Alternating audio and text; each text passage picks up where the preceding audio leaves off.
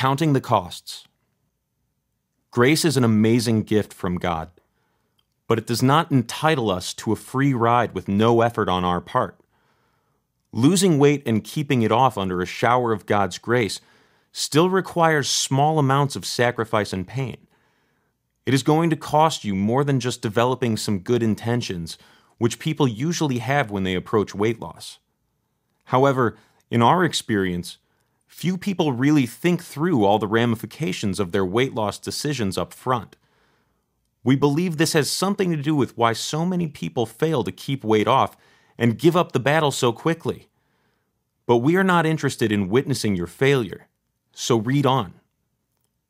Do you recall the story of Jesus and the rich young ruler found in Matthew 19, verses 16 through 22?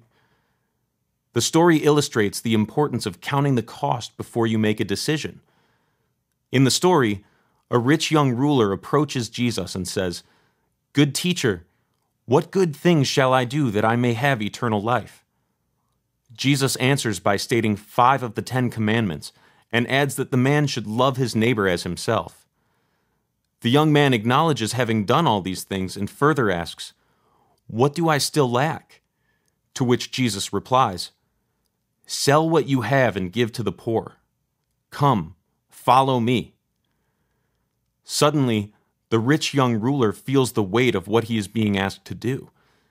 It's one thing to be good and keep the commandments, another to give up what he already has, or thinks he has. You see, his wealth really wasn't his problem. A divided heart was the issue. He wasn't sure he could give up his security for the promise of eternal life. Sadly, he did not follow Jesus because he concluded that the cost was too great. Do you see the parallels? Whenever you make a decision to change things about your life, there are costs to consider, and your heart cannot be divided as you decide. Perhaps you are more comfortable with dieting than you even know. You try to be good. You even keep all the dieting commandments. Thou shalt eat only low-fat foods. Thou shalt have no chocolate, etc. And also wonder, what do I still lack? Notice the specific answer Jesus gives. There is no question what is required. Total surrender. Note that Jesus not only gave a specific answer, but also addressed the heart condition of the young man. He was looking for a heart sold out to him.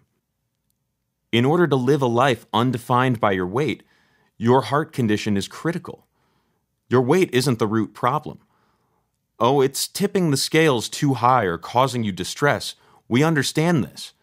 But there is more to losing and keeping weight off than meets the eye. The good outcome you desire requires changes of behavior, thinking, and the heart.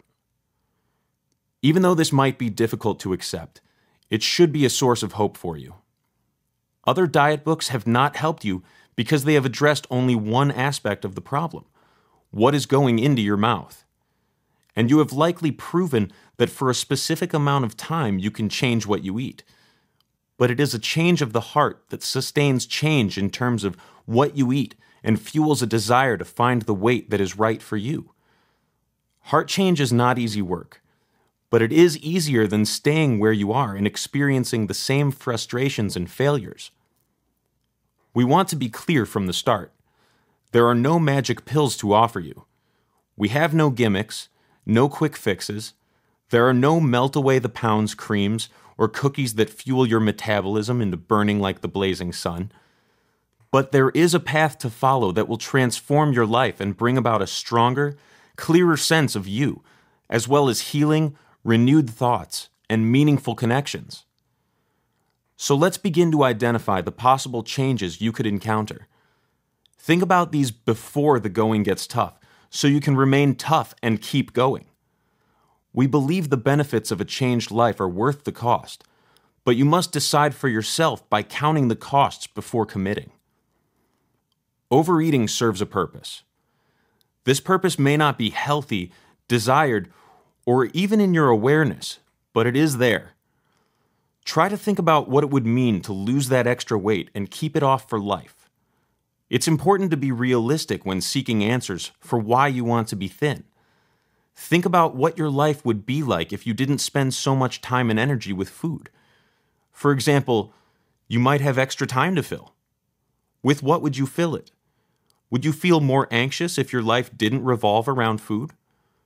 Most people do experience anxiety when they stop using food to cope with stress because they have to learn new ways to cope.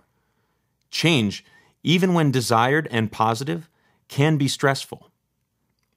One important question to ask is this: will I be confronted with issues in my life I have worked hard to avoid? For example, maybe you are secretly angry over your husband's request for a divorce, and you have stuffed those feelings away by eating. If you stop using food to dull the pain, those feelings of hurt may surface. And though you can learn to tolerate this, it won't be pleasant. You will have to learn to manage those feelings and deal with them directly.